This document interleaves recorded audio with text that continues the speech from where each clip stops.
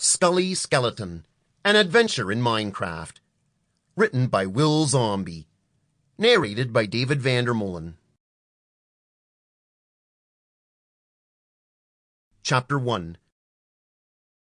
Since the day I spawned, I believed I was ordinary. And that's true. I'm just like every other skeleton that ever existed in Minecraft.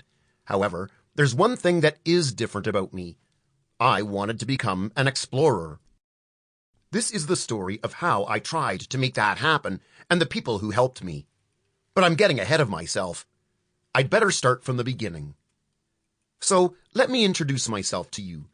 My name is Skully. Not a very original name for a skeleton, is it? I live with my parents in an old abandoned village in a desert biome. It's a strange place for a skeleton to live because there's a lot of sand and no shelter from trees. As you know, high light levels are very dangerous and can lead to a fiery death.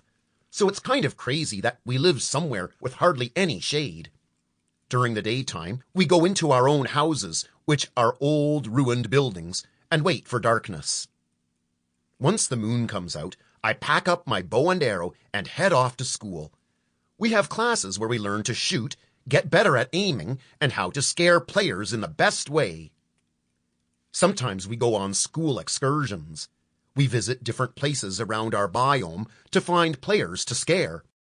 It's fun finding noobs and shooting them in the butt. This is probably the only part of school that I like.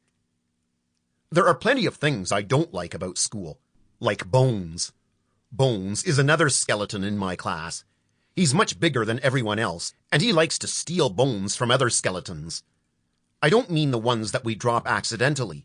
He will sneak up behind you and grab one of your ribs. You can see where he got his name from.